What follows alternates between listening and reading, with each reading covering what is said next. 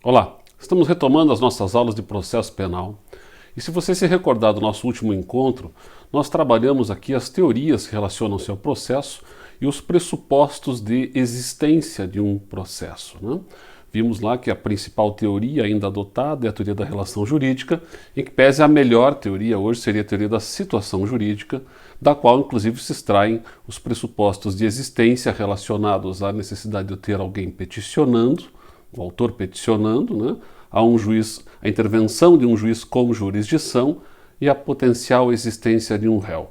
Identificado isso, eu já tenho um processo.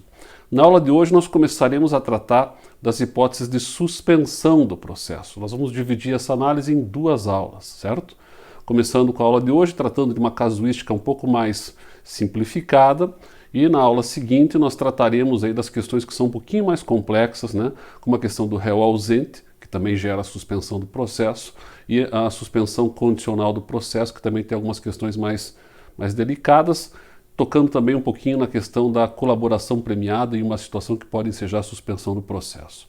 Na aula de hoje nós começamos tratando das questões prejudiciais. As questões prejudiciais previstas no Código de Processo Penal, como o nome está indicando, são temas, são questões que precisam ser resolvidas antes de que eu possa analisar o mérito do caso principal no processo criminal. São questões prejudiciais à análise de mérito, questões que eu devo resolver antes de enfrentar o mérito. O que diz o Código de Processo no seu artigo 92? Ele refere à seguinte situação: se a decisão sobre a existência da infração depender da solução de controvérsia que o juiz repute séria e fundada sobre o estado civil das pessoas, o curso da ação penal ficará suspenso até que no juízo cível seja a controvérsia dirimida por sentença a passar em julgado, sem prejuízo, entretanto, na inquirição das testemunhas e de outras provas de natureza urgente. Então, há uma limitação probatória aqui no campo do processo penal, uma espécie ainda de um resquício de um modelo de prova tarifada que nós tínhamos em alguns modelos processuais prévios à Revolução Francesa. Se você se recordar da ideia do princípio chamado princípio da livre apreciação da prova, ou do livre convencimento, ou até mesmo da convicção íntima, que no primeiro momento, no pós-Revolução Francesa, eram lidos como sinônimo e como contraponto à ideia de prova tarifada, a ideia toda é que, de lá para cá, o juiz tem a liberdade de valorar as provas, não se vinculando mais a valores pré-estabelecidos dados pela lei, a critérios de fixação e determinação de provas dados pela lei. Há alguns resquícios ainda, né, no direito brasileiro, e aqui é um deles, na questão envolvendo o estado civil das pessoas. Eu dependo de uma prova produzida de um determinado jeito, normalmente é um documento que considera-se como válido para que eu possa afirmar sobre o estado civil das pessoas, e pode haver alguma discussão relacionada a essa questão na esfera civil, da qual eu então dependo que seja resolvida para que eu possa analisar alguma situação de natureza criminal que dali decorra. Então, o exemplo que 10 entre 10 manuais de processo penal refere, né, é a questão do crime de bigamia, quando eu tenho uma discussão no juízo cível relacionado à validade do primeiro casamento. Porque o crime de bigamia, ele pressupõe que alguém, sendo casado, né, tenha contraído um segundo matrimônio sem dissolver o primeiro. Então aí eu teria um crime de bigamia. Mas de repente o sujeito está respondendo a um processo por crime de bigamia e está me dizendo o seguinte: espera um pouquinho, mas o meu primeiro casamento ele nunca se consumou. Inclusive eu estou com uma ação anulatória do primeiro casamento correndo na esfera cível. Se o juiz cível anular o meu primeiro casamento, eu deixo de ter um casamento válido e, portanto, deixo de cometer um crime de bigamia. Então, o juiz criminal deve suspender o trâmite do processo criminal, aguardando o resultado da esfera cível, porque tem uma questão prejudicial relacionada ao estado das pessoas, se ela era casada ou não era casada, né? Então, ser casado ou não ser casado, normalmente eu provo com a certidão de casamento. Só que se a certidão espelha um casamento que não foi considerado válido, que nunca se concretizou na prática, é possível aguardar o resultado de uma discussão dessa natureza para que eu possa finalmente resolver o processo criminal. Então a ideia é essa, né? Suspender o processo no aguardo da solução dada no juízo civil a respeito da controvérsia sobre a validade do primeiro casamento, por exemplo. Já de partida, eu chamo a atenção para uma situação que eu destaquei aqui, né? Ele fala, o curso da ação penal ficará suspenso. O legislador brasileiro, na década de 40, não tinha muito clara ainda a diferenciação entre ação e processo. Isso fica visível em vários momentos da legislação processual e aqui é mais uma delas, né? Enquanto no 92 ele fala em ficará suspenso o curso da ação penal, no artigo seguinte, no 93, ele fala em suspender o curso do processo. Aqui está correto, aqui está errado. Na verdade, ele queria ter dito aqui também, o curso do processo ficará suspenso. Vamos tentar organizar bem na tua cabeça isso daqui, né? Porque há muita confusão aí conceitual. Ação, nós já vimos, já discutimos inclusive as teorias relacionadas ao que seja ação, e vimos que a ação é o direito, no âmbito do processo civil e também na ação penal privada, ou o poder-dever, no âmbito da ação penal pública, de invocar a tutela jurisdicional do Estado. O Estado juiz tem poder e eu tenho o mecanismo de invocação do poder, chamado ação. A ação se materializa no protocolo da petição inicial. Feito isso, eu exercitei o meu direito de ação e a ação se esgota aqui. O que vem dali para frente é processo. Não existe uma ação que se prolonga no tempo. O que vem na sequência é processo. Então o que eu vou suspender, na verdade, é um processo e não a ação. Então não é adequado dizer o curso da ação penal ficará suspenso. Na verdade, o tecnicamente correto seria dizer o curso do processo ficará suspenso, como o mesmo legislador faz, curiosamente, no artigo seguinte, que trata de uma situação muito parecida com a do 92, apenas diferenciando-se na questão ser diversa da discussão sobre o estado civil das pessoas, mas é também ela uma questão prejudicial. Vamos dar uma lida no artigo 93. Se o reconhecimento da existência da infração penal depender da decisão sobre a questão diversa da prevista no artigo anterior, quer dizer, qualquer outra questão que não seja o estado civil das pessoas, mas que dependa também de uma solução na esfera civil, da competência do juízo civil, e se neste caso houver sido proposta ação para resolvê-la, o juiz criminal poderá, desde que essa questão seja de difícil solução e não verse sobre direito cuja prova a lei civil limite, suspender o curso do processo, aqui certo, né, após a inquirição das testemunhas e realização das outras provas de natureza urgente. Então aqui está correta a referência à suspensão do curso do processo. Aqui está tecnicamente inadequado. Você tem que saber filtrar essas coisas, né, para não fazer confusão ou achar que são coisas diferentes, né? De repente você está lendo lá o código, ah meu Deus, o que ele está falando aqui? Suspender o curso da ação, e aqui está falando de suspender o curso do processo, seriam coisas diferentes? São coisas diferentes, mas por um erro do legislador. Aqui o correto seria dizer suspender o curso do processo e não da ação. Certo? Então, nós temos aqui dois regramentos que tratam das chamadas questões prejudiciais. Estes dois casos dizem de questões que são solucionadas no juízo cível. Um exemplo do artigo 93 poderia ser uma situação que envolva um crime patrimonial, um crime de furto, vamos imaginar, em que eu esteja discutindo se eu não era o proprietário da coisa que foi considerada como sendo pertencente a um terceiro. Então, se eu estiver discutindo na esfera civil a propriedade daquele bem que me é imputado como se eu tivesse subtraído de forma criminosa, pode ser que aquela solução dada pelo juízo civil impacte no processo criminal. Como é que eu vou subtrair coisa alheia a móvel se a coisa não é alheia e é minha? Não é? Então, eu deixaria de ter um crime de furto. Então, são situações como essa que poderiam ensejar a suspensão do processo criminal no aguardo da solução do processo civil. Como são duas situações envolvendo solução dada no juízo civil, a doutrina costuma dar um nome a essas questões prejudiciais, ela adjetiva isso e chama de questões prejudiciais heterogêneas, justamente estas duas situações aqui, porque são resolvidas por outro juízo que não o juízo criminal. Eu poderia ter eventualmente uma questão prejudicial homogênea e não heterogênea, quando a solução fosse dada pelo próprio juiz criminal Um exemplo, se eu tiver um incidente de falsidade documental no próprio processo criminal, um processo em paralelo que discuta se um determinado documento é verdadeiro ou falso, chama-se incidente de falsidade documental. Quem soluciona essa questão é o próprio juiz da causa criminal.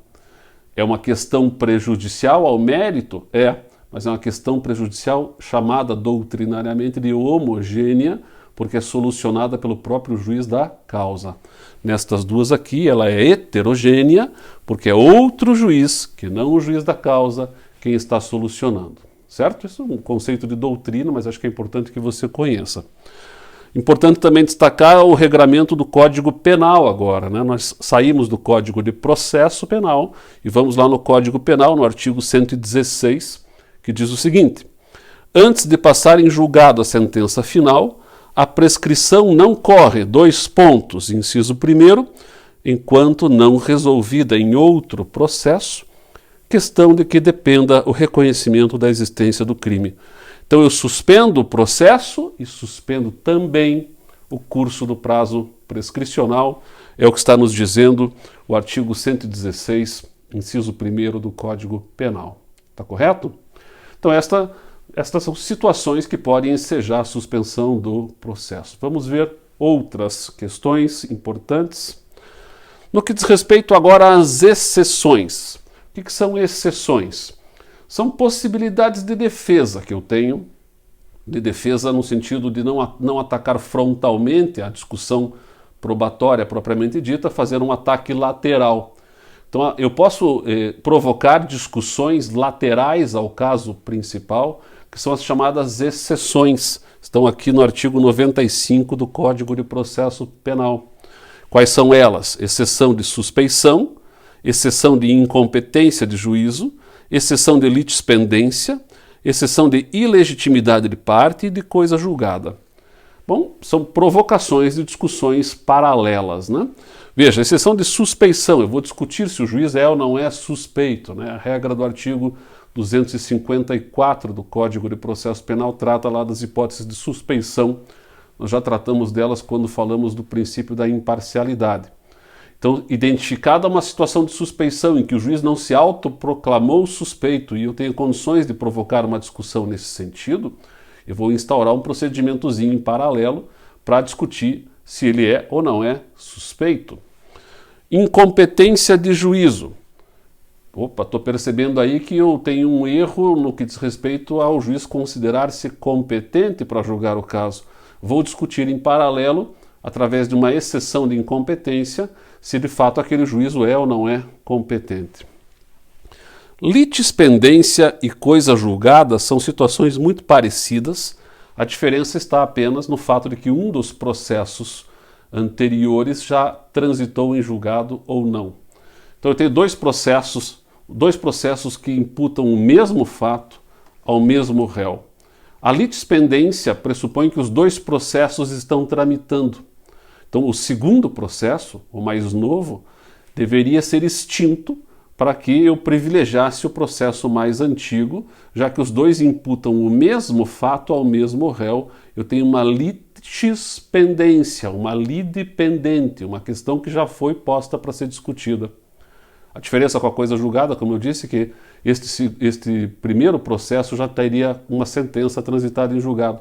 Então seria uma exceção de coisa julgada. Eu poderia dizer assim, espera um pouquinho, você está querendo discutir de novo o mesmo fato contra o mesmo réu, mas isso já foi objeto de um outro processo, inclusive já transitou em julgado a decisão. Então você não pode ter tramitando este segundo processo aqui. Eu vou provocar uma discussão de exceção de coisa julgada no intuito de fazer cessar o trâmite deste processo. E tem também a discussão envolvendo ilegitimidade de parte. Imagine que eu tenha um crime de ação penal exclusivamente privada e quem exercitou a ação tenha sido o Ministério Público. Pronto, o Ministério Público não tem legitimidade de parte. Eu poderia provocar uma discussão em paralelo também neste sentido. Normalmente, estas exceções elas não suspendem, presta atenção, não suspendem o trâmite do processo principal, salvo. Então, a regra do artigo 111, conjugada com o artigo 102, diz aqui, ó, o 111. As exceções serão processadas em autos apartados e não suspenderão, em regra, o andamento da ação penal. Na verdade, é o andamento do processo, né? Porque a ação não anda, né? Quem anda é o processo. Em regra, né? Porque tem exceção, então tem 102. Quando a parte contrária reconhecer a procedência da arguição, poderá ser sustado a seu requerimento o processo principal até que se julgue o incidente da suspeição. Então aqui está a hipótese na qual eu poderia ter suspenso o processo numa discussão de exceção, se a parte contrária de imediato concorda, né? E veja como é confuso o legislador, só para tocar de novo naquele assunto que a gente pontuou agora há pouco, né? No 111 ele fala que não suspenderá o andamento da ação, o que está errado. No 102 ele diz que poderá ser sustado o processo, aqui está correto. De fato é o processo que eu suspendo e não a ação, certo? Então cuidado, porque exceções normalmente não suspendem, salvo quando há uma aderência de imediato da parte contrária, isso pode ensejar a suspensão. A gente segue tratando ainda essa casuística de hipóteses que podem gerar a suspensão do processo. Chegamos aqui na discussão da insanidade mental do acusado. Artigo 149 do Código de Processo Penal diz o seguinte: quando houver dúvida sobre a integridade mental do acusado, né? Estou em dúvida se ele era ou não era capaz de compreender o caráter ilícito do fato, o juiz ordenará, de ofício ou a requerimento do Ministério Público, do defensor, do curador, do ascendente, descendente, irmão ou cônjuge do acusado, seja este submetido a exame médico-legal. Parágrafo 2º. O juiz nomeará curador ao acusado quando determinar o exame, ficando suspenso o processo, se já iniciada a ação penal, salvo quanto às diligências que possam ser prejudicadas pelo adiamento. Então está me dizendo que eu vou suspender o trâmite do processo para discutir e aguardar o resultado do exame médico legal. De novo, só chamando a atenção para a dificuldade conceitual do legislador, né? Ficando suspenso o processo, está correto. Se já iniciada a ação penal. A ação penal ela se inicia e se esgota no momento que eu invoco a tutela jurisdicional do Estado, tá? Só para deixar claro. Bom, aqui temos uma situação um pouquinho diferenciada, que é a doença mental superveniente, quer dizer, quando o sujeito praticou o crime e não tinha problemas mentais, adquiriu posteriormente uma doença mental. Nesse caso, o artigo 152 diz: se verificar que a doença mental sobreveio à infração, o processo continuará suspenso até que o acusado se restabeleça, observado o parágrafo 2º do artigo 149, que é essa regrinha aqui. Então também doença mental superveniente, eu suspendo o processo até que ele recupere eventualmente a sanidade mental. Enquanto não recuperar a sanidade mental, o processo não segue, fica suspenso, em homenagem à ampla defesa sob a ótica da autodefesa, que não poderia ser exercitada enquanto ele tivesse com este problema mental em curso, certo? Vamos avançar ainda para algumas outras situações casuísticas. Problema da força maior. Eu posso ter a suspensão do processo por motivo de força maior. O Código de Processo Penal até tratava desse assunto, mas houve uma reforma do Código em 2008 e o artigo que discutia esse tema ele foi aproveitado para tratar de um outro assunto, então sumiu do Código de Processo a matéria. Mas lá no Código de Processo Civil nós ainda temos um regramento a esse respeito. Artigo 313, inciso 6º do Código de Processo Civil, combinado daí com o artigo 3º do Código de Processo Penal, que permite a aplicação analógica, né? Então você vai buscar o regramento lá no processo civil.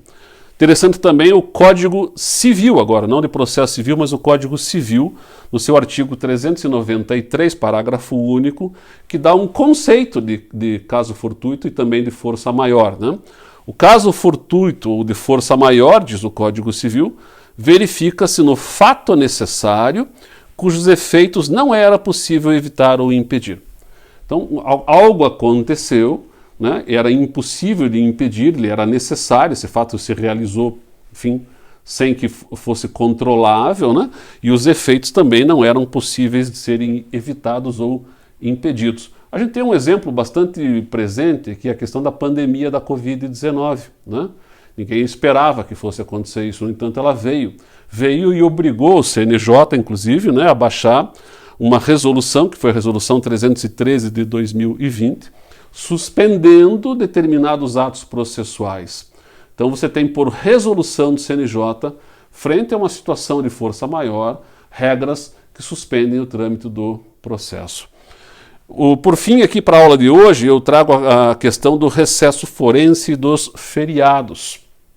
Não sei se vocês sabem, mas o recesso forense foi uma criação posterior à reforma do Poder Judiciário feita em 2004, quando se fez uma alteração na Constituição brasileira para acabar com as chamadas férias forenses, né? Nós tínhamos as férias forenses. O que eram as férias forenses? Juízes e promotores eram obrigados a tirar férias, a gozar férias juntos, no mesmo mês. Então, isto gerava uma paralisação dos processos dos meses de janeiro e julho, já que juízes e promotores gozam de 2 férias ao ano. E aí você tinha a situação que os advogados costumavam reclamar. Normalmente os grandes escritórios de advocacia reclamavam muito, né? Meu processo fica parado, que absurdo, tal. Bom, foi uma bandeira da OAB acabar com as férias forenses. Conseguiram, aprovaram esta mudança na Constituição e foi alterada a Constituição para não mais estabelecer férias coletivas, né, simultâneas de juízes e promotores. Qual foi o efeito disso na prática, né? O efeito na prática foi que juízes e promotores continuaram tirando férias, mas não mais no mesmo mês. E aí veja que interessante, provocou 2 fenômenos, né? Uma espécie de um clássico tiro no pé isso daqui, né? Aquela briga toda para acabar com as férias forenses gerou na prática uma maior paralisação dos processos, porque se antes os processos paravam 2 meses, porque juízes e promotores tiravam férias no mesmo mês, agora ele para 4. Para 2 meses quando o juiz tira férias e para 2 meses quando o promotor tira férias. Então veja, ficou mais moroso aqui, porque não são coincidentes as datas, né? Antes eram obrigatoriamente no mesmo mês, agora não é mais obrigatoriamente no mesmo mês. E o que mais que gerou de consequência? Bom, os pequenos escritórios da advocacia, aqueles advogados que atuam sozinhos na linha de frente, que são a grande maioria hoje, né, da advocacia brasileira. São advogados que trabalham ali sozinhos, que vão na linha de frente, enfim, enfrentam aí o cotidiano dos processos.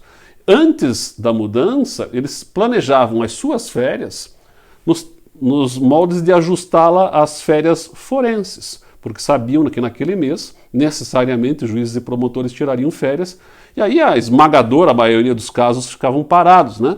Nas férias forenses tramitavam apenas os casos urgentes, no caso do processo penal, casos de réus presos.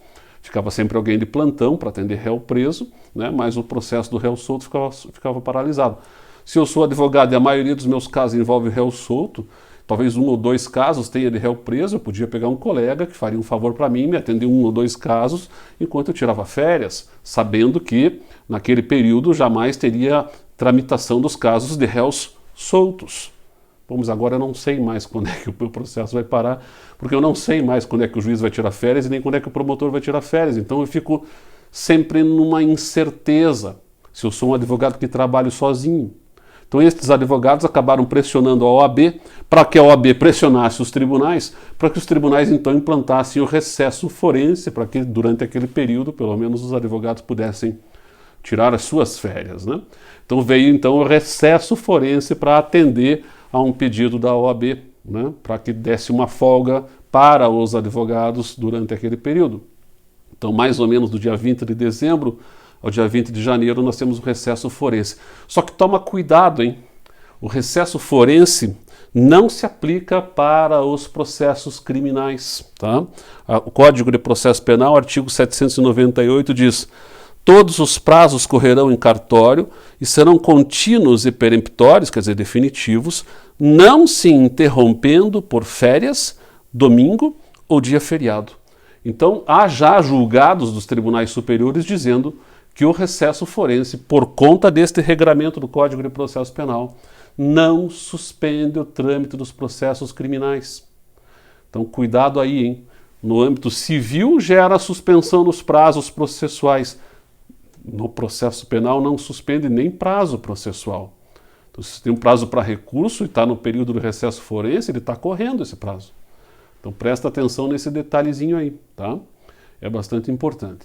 Bom, a gente viu aqui alguns casos que geram suspensão do processo. Como eu disse já no início, existem outros casos. Nós vamos deixar para tratá-los na nossa próxima aula. para daí fecharmos essa questão de suspensão do processo e vermos as causas de extinção do processo. A gente vê então quando é que o processo se forma, causas de suspensão eventuais e causas de extinção do processo. Certo? Por hoje é isso então, até a próxima.